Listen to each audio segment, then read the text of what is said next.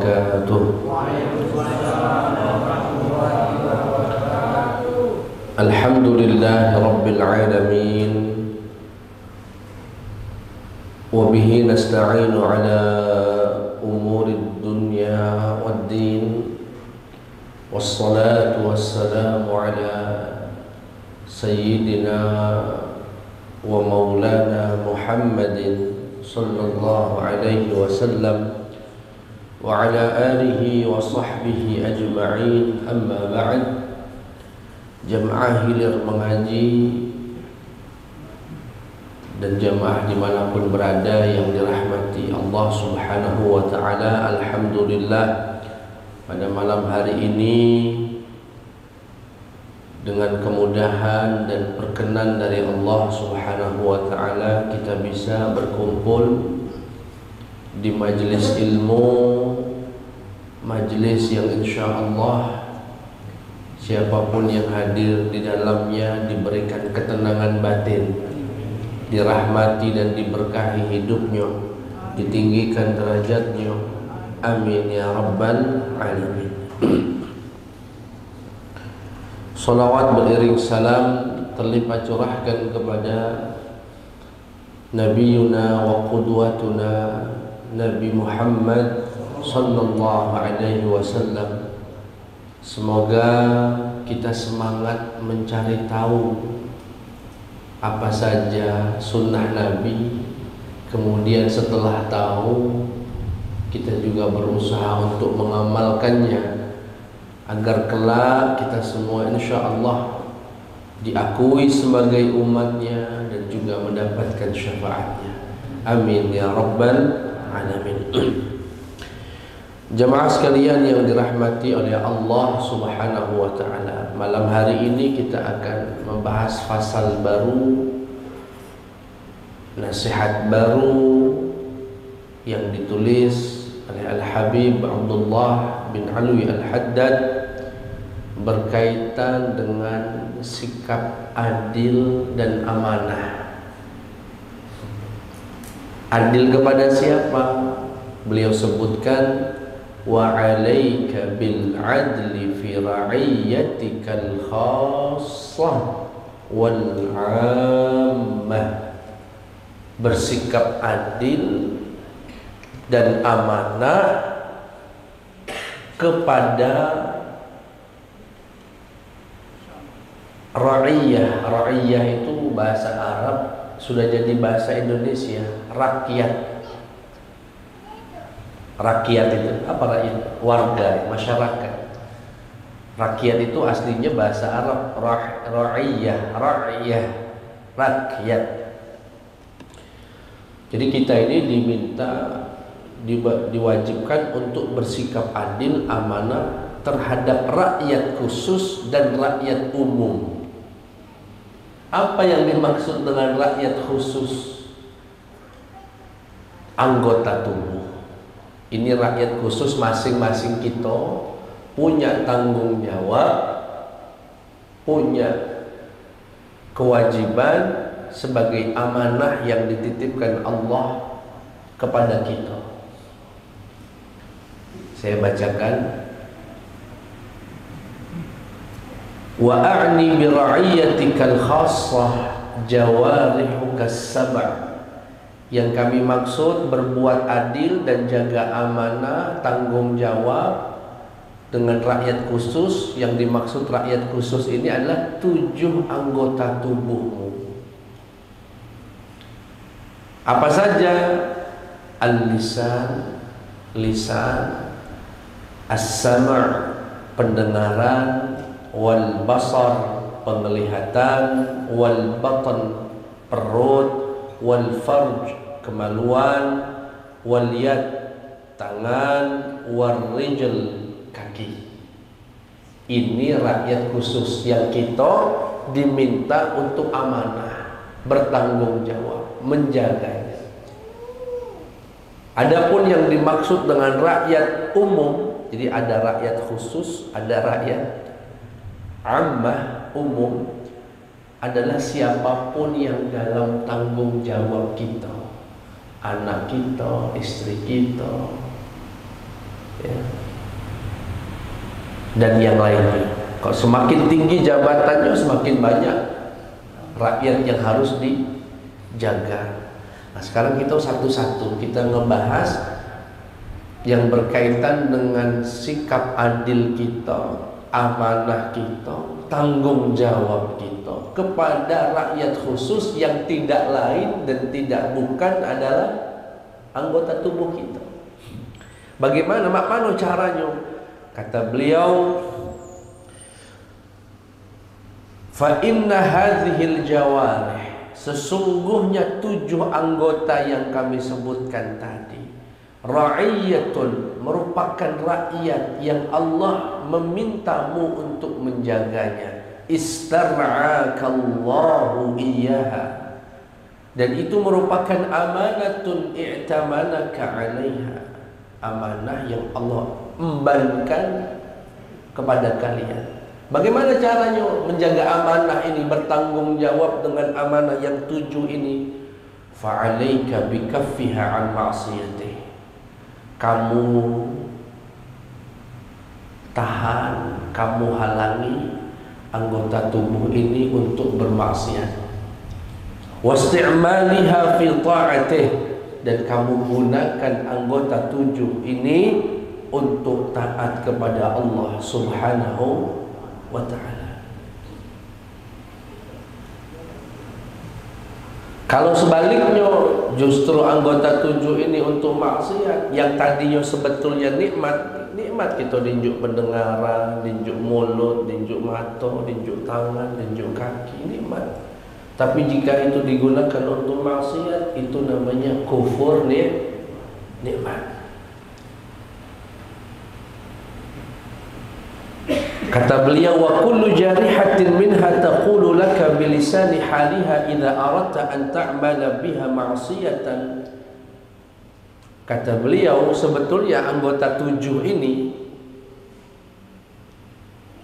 seakan berbicara setiap kali pemiliknya akan bermaksiat, misal mata atau mulutnya nak menggunjing wong, nak ngomongi aib wong, tangannya nak ngebehak orang, kakinya ingin dilangkahkan untuk bermaksiat ke diskotik, untuk maling, mulutnya, hidungnya untuk menghirup yang diharamkan Allah Subhanahu wa ta'ala. Itu sebetulnya anggota tubuh ini seakan ingin berbicara, ya Abdullah.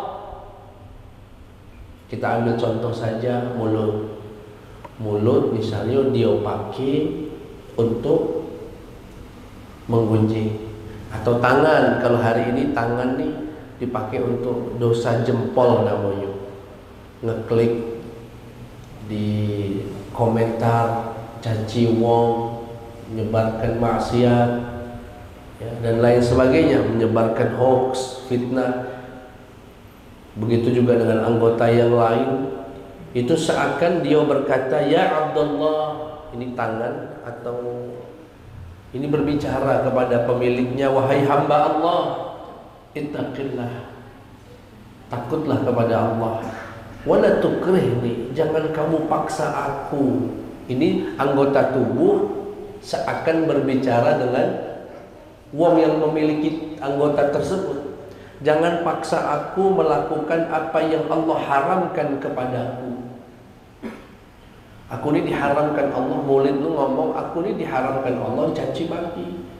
Aku diperintahkan Allah untuk berzikir, untuk berkata-kata yang baik, yang ma'ruf. Begitu juga dengan kaki, berkata ketika dia nak berjalan ke tempat maksiat, ke diskotik, tidak dipakai untuk ke masjid, tidak dipakai untuk silaturahim, tidak dipakai untuk mencari nafkah. Ini ngomong sama kita ini, kaget di akhirat, ya Abdullah, wahai hamba Allah, takutlah sama Allah, jangan paksa aku berbuat maksiat. Fa idza asaitallaha biha, dan apabila kamu tetap kekeh melakukan maksiat dengan anggota tubuh itu, anggota tubuh itu akan kembali kepada Allah, tarji'u ilallah, kemudian berkata, ya Rabb, ya Allah, aku nih sudah ngelarang dia, Sudah kularang, nahaituhu ya Rabb, tapi dia tidak dengarkan ucapan aku. Wa ana bari'atun mimma shana'a. Aku berlepas tangan dari apa yang dia perbuat, dan semua anggota tubuh akan menjadi saksi di hadapan Allah atas perbuatan baik dan buruknya, termasuk kita malam hari ini.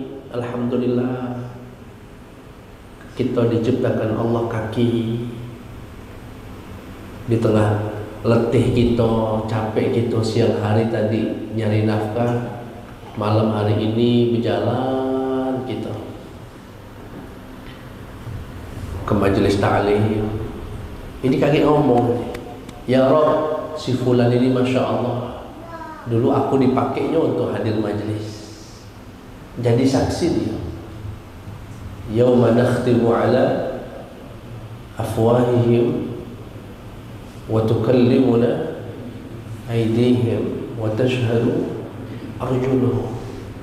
Kaki ini kaki ngomong. Anggota tubuh Bapak sekarang dengar kami jengok pengajian ini juga berkata, ya Rabb, alhamdulillah telinga ini dulu engkau tempatkan di lanang itu, di wong itu, dia tidak pernah dengarkan ghibah wong. Dia pakai untuk dengar ngaji, untuk dengar yang manfaat, untuk dengar kemaksiatan. Sebaliknya ini juga menjadi saksi atas keburukan kita. Telinga ini kaki ngomong, ya Allah, ini kuping dulu panas rasanya, gawinya tiap pagi gosip, baik ngomongin aku. Aku lah ngomong sama dia, jangan dengar ke. Tapi wong ini maksa, aku berlepas tangan. Kurang lebih ada dialog, ya, seakan ada dialog antara anggota tubuh dengan pemilik tubuh di hadapan Allah Subhanahu wa Ta'ala berkait dengan perilakunya di dunia.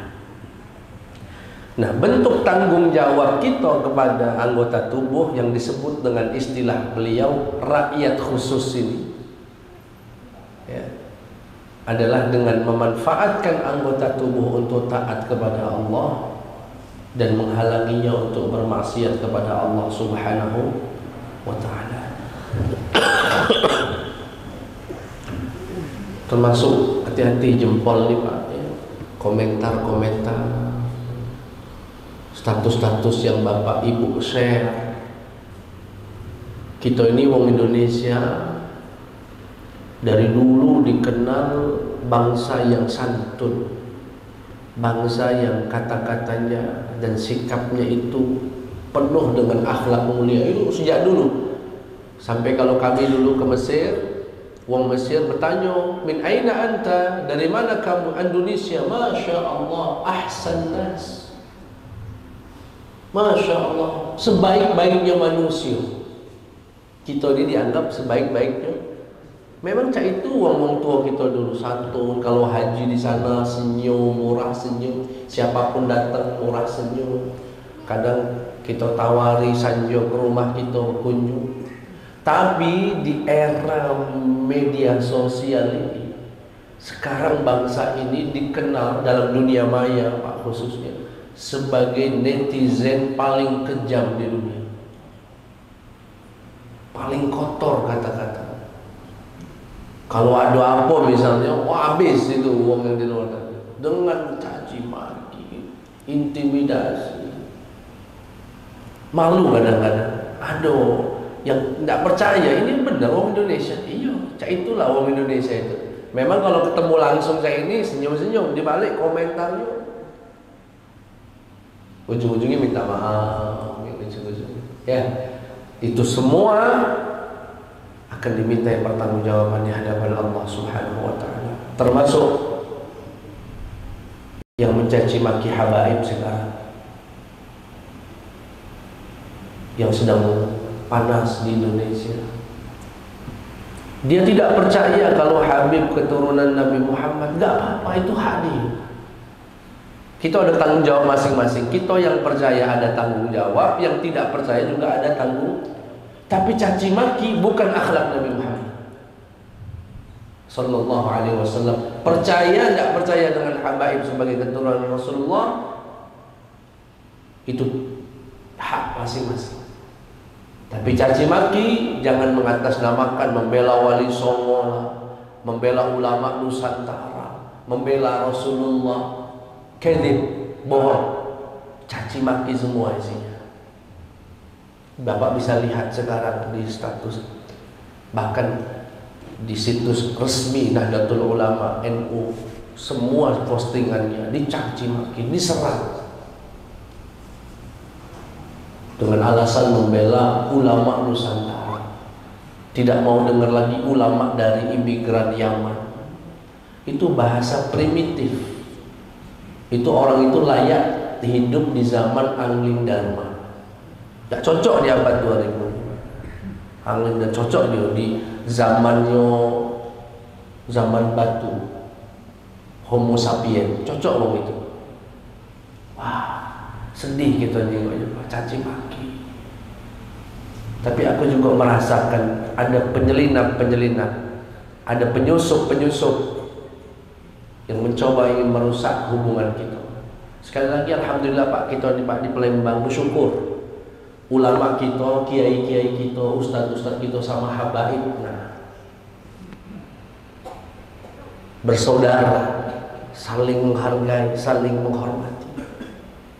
Jika ada di antara kiai atau ustaz atau penceramah atau di antara habaib yang akhlaknya misalnya tidak bagus, ya tidak usah ditiru, tidak usah sudah. Tapi benci jangan, mencaci maki jangan, menghina sampai keturunannya jangan. Harga itu bukan akhlaknya Nabi Muhammad SAW.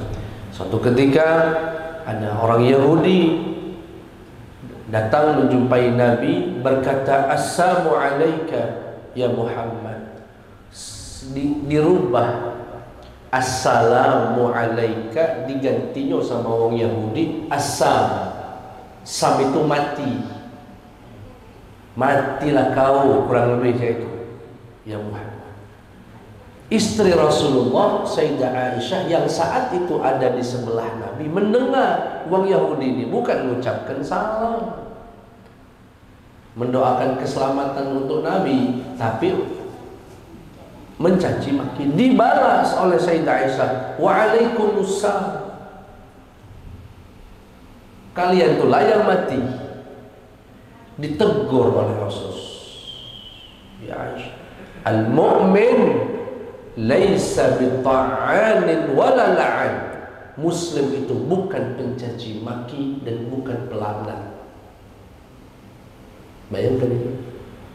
Kita ini lisannya umat Nabi Muhammad sallallahu alaihi wasallam laisa bita'an. Gawenya bukan caci maki. Wala la'an, tidak juga melaknat-laknat. Itu bukan lisannya umat Nabi Muhammad sallallahu alaihi wasallam. Kira-kira jelas Pak ya? Ada tanggung jawabnya. Kami sisipkan poin ini dalam banyak kesempatan karena ini menjadi keresahan tersendiri di hati kami. Sedih jengoknya, sedih. Semoga segera berlalu. Yang orang Palembang tetap kekehlah dengan pendahulu-pendahulu kita, di mana kiai-kiai kita dulu saling bersinergi antara kiai, antara habaib, antara asatidz. Kita tengok Kiai Nawawi Denci, siapa gurunya? Salah satunya habaib. Buya Syafi'i Yunus, guru kita, kiai sepuh kita sekarang, siapa guru-gurunya? Habaib kan? Pun habaib belajar sama kiai. Begitulah suasana di Palembang ini. Alhamdulillah, ini negeri Darussalam, negeri penuh dengan keselamatan dan kedamaian. Insya Allah kita jangan terpengaruh yang semacam itu. Baik, yang berikutnya perintah juga dari beliau, wa 'alaika bil 'adl, bersikap adillah, bersikap amanahlah dan tanggung jawablah kepada rakyatmu yang umum. Kalau yang khusus tadi apa maksudnya Pak? Anggota tangani, jangan dipakai untuk ngebuk gap tadi, ngebuki gaplek, Tahu gaple Pak? Aku tadi sebelum berangkat nih Pak, ada wong kisaran umur 60, 70 kumpul 5 wong. Sebelahnya musola. Ini musola. Sebelahnya ini halaman rumah. Si kok berangkat ke masjid 10 main gaple. Kakek ngomong, ya Allah ini tangan dulu dipakainya untuk gaple, ya Allah aku udah galak tapi mana? Dipakai untuk berzikir, pakai untuk sedekah, pakai untuk bersalaman, pakai untuk bantu orang. Itu namanya bersikap adil, amanah, tanggung jawab atas rakyat khusus kita. Insya Allah. Lalu bersikap adillah, bersikap amanahlah, dan tanggung jawablah kepada rakyat umummu. Siapa mereka? Walad, anak, istri, pembantu, budak, dan siapapun yang dalam tanggunganmu. Bagaimana bentuk tanggung jawab kita kepada mereka? Tanggung jawab kita, sikap adil kita. Kata beliau, wal wajibu 'alaika irsyaduhum ila al-qiyam bima faradallahu 'alaihim min ta'atih. Jadi kalau bapak sebagai suami punya istri, punya anak, tanggung jawab kita kepada mereka, mengarahkan mereka untuk melaksanakan apa yang menjadi kewajiban dari Allah Subhanahu wa ta'ala. Perintahkan istrinya sholat, Pak, jangan sampai punya istri tidak sholat. Lagi haid Ustaz, ya memang jangan sholat. Yang ingin saya garis bawahi, biasanya Pak, mohon maaf dengan segala hormat, tidak masuk ke dalam ranah hati-hati orang masalah berjilbab, berhijab. Kadang-kadang seorang suami, istrinya baru mandi, rambutnya masih basah, pakai kaos segini, celananya pendek, dibawa keliling sama suami. Kau usah tahu pernah jinggung. Bingung kami bawa mobil belakang depan kami ini, emaknya bawa anak sambil gendong, suaminya bawa motor, tapi rambutnya masih basah. Kau Ustaz jingok ya, mungkin kami bawa mobil cai ini lah, pasti jingok cai ini. Ghadul basar Ustaz cai, tak berat. Tapi kami ngambil ibrah, insya Allah bukan bisyahwat, pakai ibrah. Ya Allah, jangan Pak, jangan. Kalau bapak suami jangan cemburu kalau aurat istri kita dijingok. Cemburu. Kalau tidak ada kecemburuan, karena Allah tadi dayus namanya. Kalau dayus namanya apa? La yashum raihatal jannah. Tidak menyium bau surga. Tanggung jawab bapak. Arahkan. Unjuk pengertian, deh, kamu itu tanggung jawab aku, deh. Kamu itu rakyat aku. Ketika aku dulu mengangkahtuka wa zawwajtuka bimahril madkur, itu maknanya ya Allah, ini perempuan aku ambil tanggung jawab dari bapaknya untuk aku. Sekarang tanggung jawabnya. Jangan biarkan istri keliling-keliling celana pendek beras, pamer aurat. Pun demikian dengan anak gadis. Tanggung jawab wong tua. Tapi Ustaz, aku sudah berkali-kali Ustaz, anakku lah pun dibawa lalu nasihat, tapi tidak galak juga. Insya Allah sudah gugur kewajibannya. Yang penting tidak bosan, terus mengarahkan anak untuk, kenapa? Kalau dia pakai atau tidak pakai itu sudah hidayah milik Allah, bukan milik kita lagi. Tapi kita punya tanggung jawab, jangan dimenengkan baik, malah didukung pula. Dicuekin, tegur. ditegur. Insya wa ma harrama alaihim min ma'siyatih wahdhar, kata beliau, hati-hati antusamiham fi tarki wajibin, kamu toleransi kepada istrimu, kepada anakmu ketika mereka meninggalkan kewajiban atau melakukan keharaman. Istrinya ngelawan sama wong tuanya, misalnya istri, naudzubillah, punya istri ngelawan sama wong tuanya. Sebagai suami, tegur istri, jangan dibiarkan. Ini bukan biarkan, dukung pula. Jangan dibiarkan, jangan ditoleransi. Malah saya dulu sempat dapat wejangan dari wong tua, kalau punya istri yang durhaka sama wong tua dan sudah dinasehati, tidak galak juga, bergabung berdamai sama wong tuanya, pisah baik sama dia. Kenapa? Itu artinya kamu hidup sama orang yang dilaknat Allah, nggak akan bahagia itu. Betul itu. Punya istri sama wong tuanya ngelawan, bentak-bentak, caci maki wong tuanya, ndak nak. Kita nasihati sudah sekali, 2 kali, 3 kali dan seterusnya, ndak juga ada perubahan. Jangan lama-lama hidup sama wong cai itu. Apa dia? Check out. Wah, boleh lah bahasa Inggris. Check out.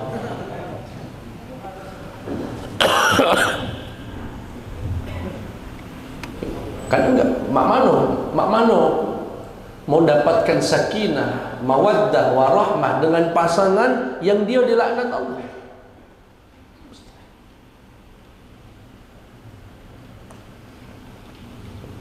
Tapi kalau istrinya taat sama wong tuanya, masya Allah, siap-siap bahagia.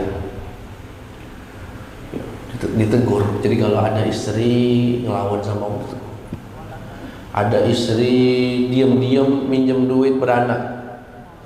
Nah ini yang banyak nih. Tahu-tahu Pak, tolong bayarkan utang aku. Nah, kapan kamu utangnya? Iya Pak, aku pepet kemarin minjem beranak pula punya. Tegur Pak. Tegur, tidak boleh. Itu haram, duit beranak itu haram. Bercucung Ustaz, apalagi lah beranak bercucung. Itu riba. Dan riba itu kata Nabi, adnah, dosa yang paling ringannya, ka'an yankihar rajulu ummah, seperti anak laki-laki berzina dengan ibu kandungnya. Tegur, itu tanggung jawab. Makanya ar-rijalu qawwamuna 'alan nisa, suami itu, laki-laki itu pemimpin atas istrinya, atas wanita-wanita. Pemimpin di sini bukan tasyrifan, bal taklifan. Dia bukan kemuliaan yang disanjung-sanjung sebagai pemimpin di keluarga, bukan, tanggung jawab. Idza qama bit taklif tamam al-qiyam hasala tasyrif. Kalau tanggung jawabnya dia tunaikan dengan sebaik mungkin, insya Allah kepemimpinan itu pun menjadi suatu kemuliaan untuk dia. Kalau tidak, justru menjadi malapetaka. Hati-hati, banyak aku nengok suami, ada singkatannya, suami takut istri. Kira-kira jelas Pak ya? Wad'uhum, ajak istrinya, dakwahkan mereka untuk menggapai kebahagiaan mereka di akhirat nanti. Ajak ngaji, ajak, Bu, beloklah Bu majelis talim ibu-ibu. Kaget baik Pak kalau lah tua, sekarang masih muda gitu ini. Jadi kalau majelis ibu-ibu tuh kesannya yang 60, yang sudah itu baru ngaji, bukan. Tapi alhamdulillah sekarang ini banyak juga majelisnya. Diajak, kalau sekarang ini ada Ustadz siapa biasanya yang nasional nih, di hotel mana aja, tidak apa-apa, bayar ya, kalau ada rezeki bayar. Yang gratis betul lebih banyak. Nah, senengnya yang banyak. Ya sudah. Wa ahsin adabahum wa la taghra, dan perbaiki adabnya.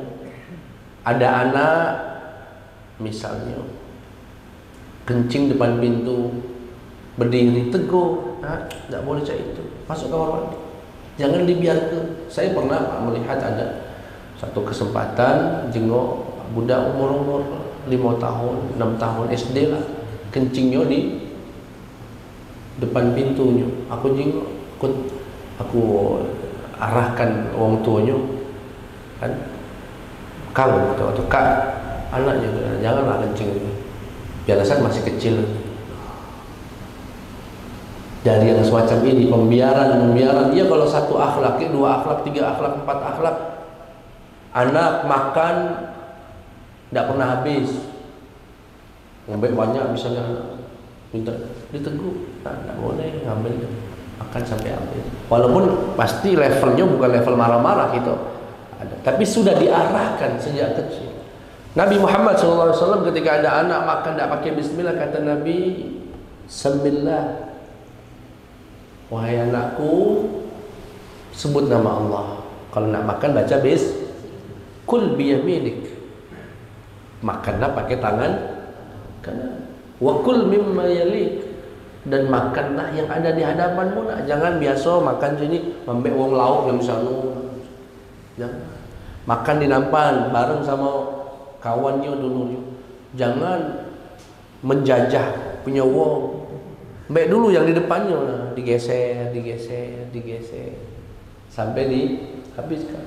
Jangan belum habis lah nyaplok sini. Makan setengahnya masuk, setengahnya jatuh, bruk ke bawah. Jangan. Depan wong tidak pantas. Habis makan, buah kulitnya diletakkan di tempat yang masih ada buah yang mau dimakan. Jangan. Yuk tahu Pak, itu tugas kita. Jadi wong tua itu bukan sekedar nyari duit untuk makan kemudian tidur.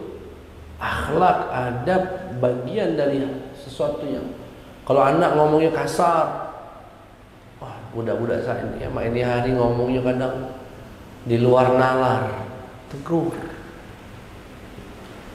ya, dan seterusnya.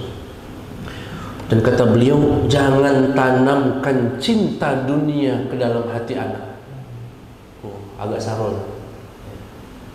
Jangan tanamkan. Bagaimana caranya Ustaz? Salah satunya tanamkan syukur. Makan lagi enak, alhamdulillah, baca beli makan ayam gitu hari ini. Besok misalnya makannya lagi seadanya cuma telur. Pak, aku udah galak telur, galaknya ayam. Makan yang ada, nak, bersyukur. Nasihati Pak. Memang ya mendidik anak itu seninya berat Pak ya. Tapi itulah tugas kita. Tugas kita. Kenapa nanti di akhirat ya nih? Waqad warada, ada satu riwayat ya. Anna ahlal insani wa waladah, bahwasanya seseorang nanti dengan anaknya yata'allaquna bihi baina yadayillah, saling bergantung-gantung nanti di hadapan Allah. Berkata anak-anak, ya Rabbana, ini anak-anaknya, bak kami ini tidak pernah ngajarkan kami sholat, tidak pernah ngajarkan kami kencing berdiri, berduduk, dia sibuk dengan gawainya. Ya salah. Ketika nanti ditanya, kenapa anda nggak sholat? Bakku tidak pernah ngajarkan aku sholat. Kenapa kamu tidak berjilbab? Bakku tidak pernah ngarahkan aku berjilbab. Na'udzubillah. Bapak sama anak justru saling menuntut. Tapi kalau kita sudah mengarahkannya Pak dengan segala cara, kita punya jawaban di hadapan Allah. Ya Rabb, laqad arsyadtuhu, aku telah mengajaknya, mengajarinya, tapi hidayah milikmu ya Allah. Bebas kita. Bebas.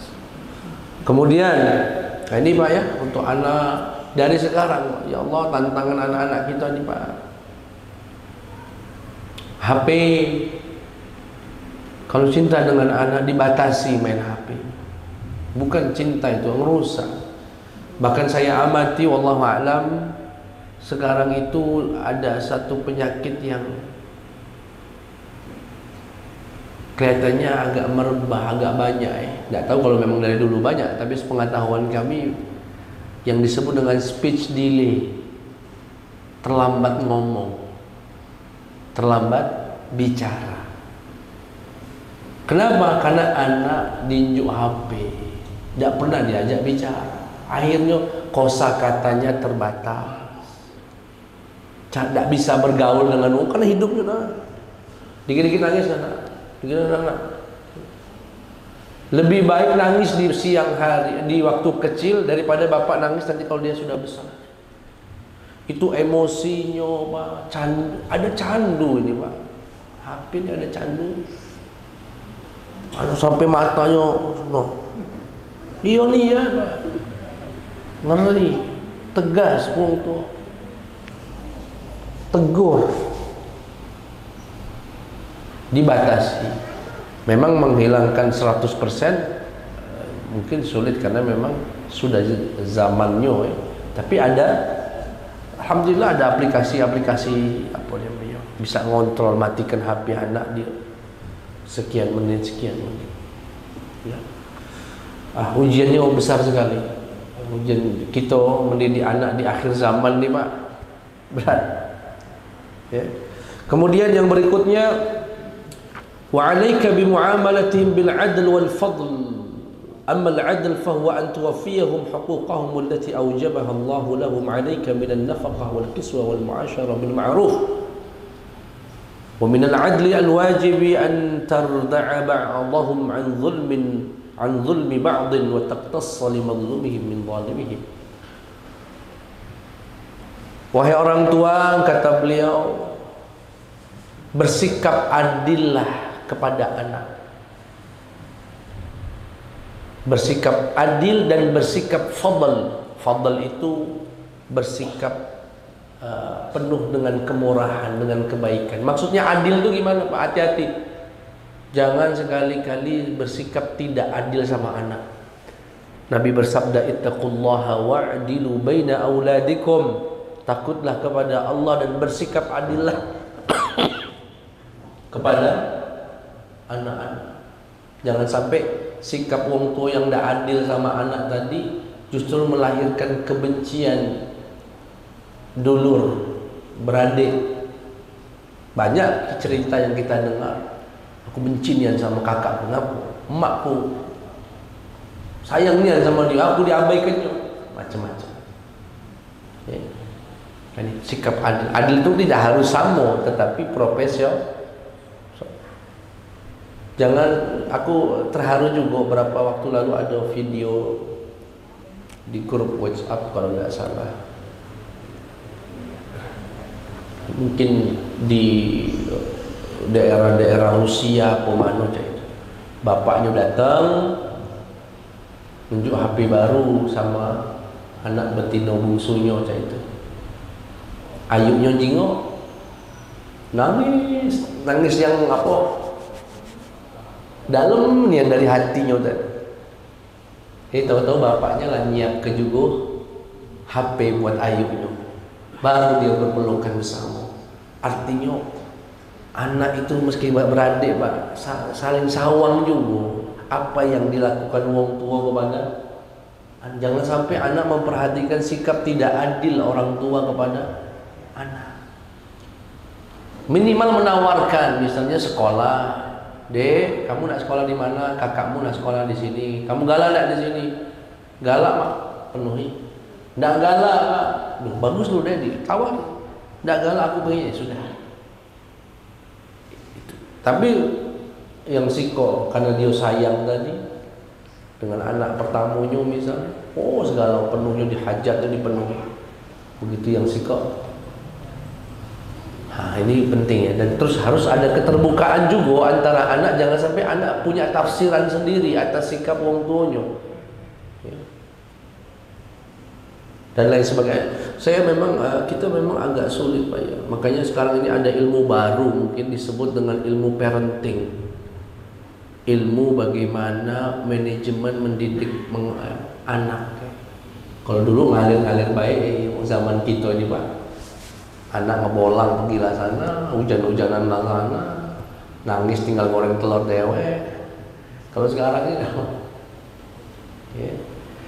Yang penting jangan tidak bersikap adil, bersikap adil. Dan adil itu tidak harus kalau ada anak yang bandel ya dihukum. Ngembek duit adiknya dimarahi balik ke. Itu namanya sikap adil juga, bagian daripada keadilan.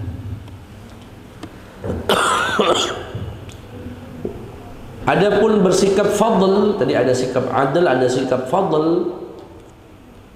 Apa itu? Jangan menuntut paksa anak menunaikan hak kita sebagai wong tua. Kalau haknya berkaitan dengan Allah, jangan toleransi. Anak mengabaikan perintah Allah, jangan toleransi. Tidak sholat, tegur. Tidak berkerudung, tegur. Berjalan sama cowoknya, anak gadis kita, haram, tegur. Ayo buka. Malah kadang-kadang ada wong tua itu merasa aneh anaknya tidak pacaran. Dek, kamu nih katanya pacar aku, dek. Tidak laku apa? Nah, laku. Dunia sudah persepsinya sama. Tegur. Tapi kalau kaitannya dengan hak kita, wong tua harus lebih toleransi. Misal anaknya ya namanya anak, kadang kita panggil tidak jawab, bapaknya jangan mencak-mencak, dasar kata otak, aku cari makan kamu pagi siang kamu ninjus deh. Dek, bantu bapak dek pindahin lemari kaki apa aku nak, jangan marah dulu, ada toleransinya. Tapi kalau sama kaitannya dengan hak Allah Subhanahu wa taala, jangan ditoleransi. Jika wajib, wajib. Kalau sunnah ya kita tegur dengan sekadarnya, dengan profesional. Ya. Nah, ini yang disebut dengan al-fadl. Ya. Allah tastaqsi, jangan kamu tuntut berat alaihim dalam menuntut haknya yang Allah telah wajibkan kepada mereka untukmu. Lembut sama mereka. Misalkan, "Hai bapak, deh, kalau sama bapak jangan ngomong kasar deh. Ngomong baik-baik, pengen apa? Ngomong." Misalnya anak namanya ya, kami juga lagi proses belajar, Pak. Kalau bapak-bapak ini lah bukan anak lagi, cucung ya. Ada anak misalnya makan ya macam-macam lah, diamin wong tuanya misalnya. Sehari dua hari panggil tak jawab, apa tak jawab. Panggil. Jangan marah kau ini ya. Durhaka sama. Jangan, Pak. Hati-hati, lisannya wong tua mustajab. Hati-hati, jangan sampai keluar kalimat yang tidak baik. Saya punya jamaah, masya Allah. Setiap melihat anaknya melakukan pelanggaran terhadap hak dia, dia selalu berkata, "Nah, kamu betuah nih ya, nah, betuah nian kamu nih, nah." Padahal posisinya sedang tidak menyenangkan wong, tapi keluarnya kalimat yang positif, karena itu menjadi doa. Tapi kalau anak itu melanggar perintah Allah, bapak harus bersikap tegas. Ya, nggak boleh main-main. Kalau cuma masalah kita, anaknya, jangan kesinggungan sebagai orang tua. Ya. Diemin anaknya, panggil nak. Kayaknya bapak perhatikan 2-3 hari kamu nggak ngajak bapak ngomong. Dia ada apa nak? Ngomong lah. Kalau bapak baca penuhi. Coba ngomong. Ngomong. Jangan marah-marah, kamu ini ya, kata adab, ngaji biar rajin, misal. Jangan. Itu yang disebut dengan al-fadl. Kalau yang di awal tadi al-adl. Kemudian wong tua hendaknya sering memberikan maaf, mudah memberikan maaf, dan niatkan halal semua yang diambil oleh anak jika tidak izin.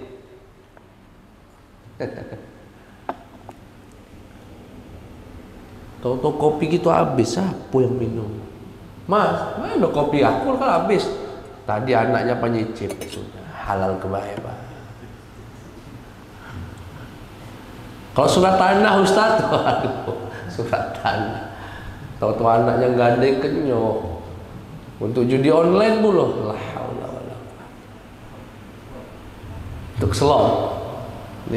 Kata beliau di sini, waj'alhum batinan, secara batin, fi hillin, tanamkan dalam batin seorang tua tadi kehalalan mimma ikhtalasuh, dari apa yang dicuri oleh anak, ya, min malika, hartamu.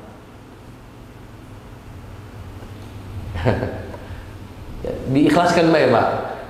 Ya, tetap. Tapi ada batasan-batasan yang nanti kita akan sikapi sesuai dengan jenis pelanggarannya. Ya. Tapi prinsipnya adalah memberikan biar anak itu halal galau makanannya Pak. Bapak beli dari luar misalnya duren, ditaruh nak makan azan, berangkat ke masjid. Balik dari masjid, tinggal biji galau. Mana anaknya tadi pas sudah halal ke biar tidak menjadi haram yang masuk. Nah, itu wong tua harus kayak itu modelnya. Ya. Kenapa? Kata beliau, fala yanbaghi an yakuna hadzuka minhumus thawab wa hadzuhum minkal iqab. Karena nggak pantas kamu dapat pahala dari keberadaan anak, anak dapat dosa dari keberadaanmu. Kita dapat pahala dari gara-gara anak cari nafkah dapat pahala, nyekolahkan dapat pahala, ngerawat anak dapat pahala, ngobati sakitnya dapat. Artinya kita ini banyak dapat pahala sebagai wong tua karena Allah datangkan anak dalam kehidupan kita. Nah, jangan sampai anak mendapatkan dosa gitu ya karena keberadaan kita. Seperti tadi makan, aku udah ikhlas duren aku tadi, ya Allah Pak, anaknya dewe yang makan, biar kelah halal kelah. Enggak aku misalnya. Tapi ya aku rasa kate wong tua cak itu Pak Tapi kalau ada abad 20 ini. Ada Pak. Maafkanlah. Yang berikutnya khusus untuk anak perempuan atau keluarga yang perempuan. Ini lebih ekstra lagi. Kalau dulu Pak, sepengetahuan kami, anak betino maghrib tidak terjingok di rumah dicari Pak. Aib. Ada anak perempuan maghrib masih keliaran. Sekarang balik jam 12 malam. Diongkosi pula sama wong tua. Apa? Ya Allah. Nah, saya tidak panjang-panjang untuk masalah perempuan ini Bapak Ibu. Salah satu akhlak yang paling mahal harus tertanam di anak adalah sifat malu, sifat hishmah. Perempuan itu harus punya rasa malu lebih dari laki-laki. Itu harus. Ibu yang punya anak perempuan, ajarkan rasa malu. Malu auratnya kelihatan, malu duduk dengan orang yang bukan mahramnya berduaan, malu berbicara lantang, tertawa terbahak-bahak, hahaha. Perempuan tidak pantas.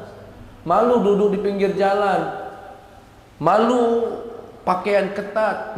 Perempuan tanamkan rasa malu. Kalau bapak ibu berhasil menanamkan rasa malu, itulah yang akan menjaga dia dimanapun dia berada saat kita tidak bisa ngawasi dia. Ada malunya. Sifat hishmah namanya. Sifat haya. Sifat malu. Kemudian bapak ibu kepada anak ajarkan mereka hukum-hukum. Ini tanggung jawab Pak. Masalah haid, masalah junub. Kadang-kadang bapak ini sama anak kaku, tidak seobrolan, omongannya cuma biaya sekolah, per semester ngomong sama bapak, ngobrol sama anak itu semester sekali, Mama no, bayaran besok. Kayak 6 bulan lagi ngobrol. Ada wong tuh yang ngobrolnya 6 bulan sekali. Tanyo, ya anakku ini lah umur 12 lah 11. Nak, kamu tuh lah mimpi basah belum nak? Malu pak anaknya biasa. Iya pak, sudah mandi wajib mah belum. Nah, Juk tahu pak tanggung jawab wong tua itu. Sampai umur 15 belum mimpi basah misalnya, tanyo lah tumbuh belum rambutnya, rambut kemaluan. Oh sudah pak, sudah balik kamu nak, wajib mandi kamu macam-macam, sholat. Jangan malu tentang haid. Makanya bapak walaupun tidak haid, pelajari tentang hukum haid. Tanyo, pak aku ini darah haidnya 3 hari kemarin keluar, berhenti. Mak mano? Tanya pak. Karena itu kaitannya dengan sholat, kaitannya dengan puasa, kaitannya dengan Quran. Ya, kata beliau, wa'allimhunna ahkamal haidhi wa fara'idhal ghusli dan seterusnya. Itu bukan tabu pak ya. Jok tahu anak bedanya madhi, wadi, mani, jok tahu. Kalau madhi gimana cara bersihkannya, jok tahu. Kalau anaknya ngaji, alhamdulillah. Tidak ngaji, tanggung jawab kita. Dan yang terakhir terkait rakyat umum, semakin tinggi jabatan seseorang seperti ulama, seperti sultan, para pemimpin, gubernur, wali kota, itu semakin besar tanggung jawabnya. Pak gubernur kita, Pak Ratu Dewa, Pak wali kota, tanggung jawabnya besar, Palembang banget ini, Pak. Ya. Semoga beliau diberikan kekuatan untuk menjadikan Palembang betul-betul Darussalam yang aman, ya, terang, jalannya tidak gelap, tidak bolong-bolong, yang BPJS-nya rakyatnya dipermudah dalam kesehatannya, pendidikannya dipermudah. Semoga beliau dikasih petunjuk. Kita cuma bisa berdoa. Jangan berbuat zalim dengan rakyatnya. Ada doa dari Nabi Muhammad sallallahu alaihi wasallam. Ngeri sekali doanya. Katanya, apa kata doa Nabi Muhammad? Allahumma man waliya min amri ummati, ya Allah, siapapun yang mengurusi, memimpin urusan umatku, farafaqa bihim, dan ia berbuat lembut, berbuat baik kepada umatku, farfuq bihi, maka lembutlah kepadanya ya Allah. Tetapi waman syaqqa alaihim, barang siapa dari orang yang diberikan amanah mimpin umatku ya Allah, dan dia menyusahkan, susahkan juga hidupnya. Fashquq alaihi, jangan dipersulit ya Pak ya. Ngurus KTP, ngurus apa dia Pak kita dia di rumah sakit. Ya semoga di Palembang ini kita berharap orang masuk rumah sakit jangan tanya dulu, Bapak urus B dulu, dapat penanganan, pertolongan pertama. Kaget ditanya, Bapak nak BPJS apa? Uang lah kejang-kejang, kaget Pak ya fotokopi dulu 5 lembar. Pak lah mati aku sih Pak lah. Betul gak sih Pak? Ya gak Pak. Uang lah kejang-kejang, nak lahiran, suruh fotokopi, mati lampu pula tempat fotokopian. Ya semoga yang begitu-gitu yang kecil. Insya kita doakan para pemimpin kita diberikan Allah petunjuk. Bahkan jika malam ini ada Allah memberi kita doa yang mustajab, doa itu untuk pemimpin kita, buat Pak Prabowo, buat Pak Herman Deru, buat Pak Ratu Dewa. Terlepas Bapak nyoblos siapa tahun lalu, terserah, itu tanggung jawab Bapak. Tapi saat ini kalau ada doa yang mustajab, kita minta semoga doa itu untuk mereka bisa memimpin bangsa ini, provinsi ini, kota ini, dan seluruh wasairi wulatil muslimin pemimpin umat Islam dimanapun berada. Semoga Allah berikan petunjuk, hidayah, kemudahan, bisa menjalankan amanah sebaik-baiknya. Amin ya rabbal alamin. Wa sallallahu ala nabiyyina Muhammad wa ala alihi wa sahbihi wasallam. Walhamdulillahi rabbil alamin. Assalamualaikum warahmatullahi wabarakatuh. Cukup.